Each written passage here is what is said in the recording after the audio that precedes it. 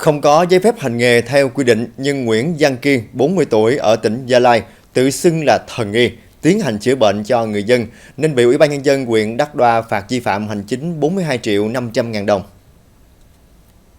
Trước đó trên mạng xã hội Facebook xuất hiện nickname thần y Nguyễn Kiên đăng tải thông tin và các đoạn video liên quan đến việc chữa bệnh cứu người do bản thân Kiên thực hiện. Những bệnh mà Nguyễn Văn Kiên tuyên bố chữa khỏi trong thời gian dài ngày toàn là bệnh nan y, bị bệnh viện trả về, y học đã bó tay. Đặc biệt theo thông tin từ Kiên, bệnh nhân chỉ cần ngồi uống cà phê và nói chuyện với thần y là bệnh sẽ tự khỏi.